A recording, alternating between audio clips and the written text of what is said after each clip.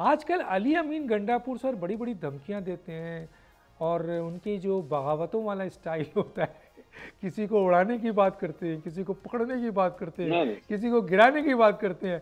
तो सर क्या जो पीटीआई का जो मौक़िफ़ है, पॉइंट ऑफ व्यू है, जो आपने अभी कही है बड़ी ज़बरदस्त बातें, उससे हट कर करें, कोई ख़ास वजह है?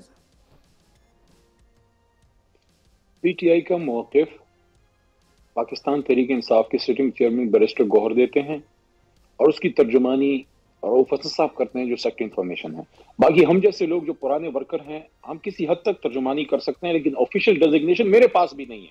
I am not sector information Pakistan Tehreek Insaf, I am just an ordinary worker. मेरे पास कोई तंजीमी ओहदा भी नहीं है। अब गंडापुर साहब की बात करते हैं, वजीर आला हैं, हमारे पुराने साथी हैं, मुश्किलों के साथी हैं, तकलीफ से निकले हुए आदमी हैं। उनको एक मुश्किल सूबा दिया गया है, वहां दहशतगर्दी के मसाइल हैं, रोज लोग शहीद हो रहे हैं, हमारे पाक फौज के जवान शहीद हो रहे हैं, हमारे पैरामिलिट्री के जवान शहीद हो रहे हैं। वहां लोगों को जो है बड़े अजीब किस्म के हालात से बेचारे लोगों को गुजरना पड़ रहा है। ऐसे सूबे को उनको चलाना पड़ रहा है।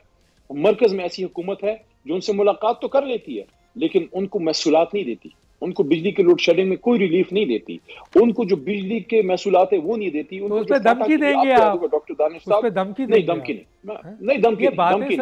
वो अपने मुतालबात पेश कर रहे हैं। नहीं, मुतालबात सॉरी सर, खुदा के लिए सर, मैं दिखाना नहीं चाहता सर, बोले तो दिखा दूं वो वीडियो। सर बड़ी धमकियां हैं सर, बड़ी धमकियां हैं सर। अली मोहम्मद साहब मान लेना प्लीज, सर वो धमकी नहीं दे रहा। आप डरते हैं अली मोहम्मद का? अली मोहम्मद साहब डरते हैं गंडापुर साहब से? किससे डरता हूं? मैं तो सिर्फ आपसे डरता हूं।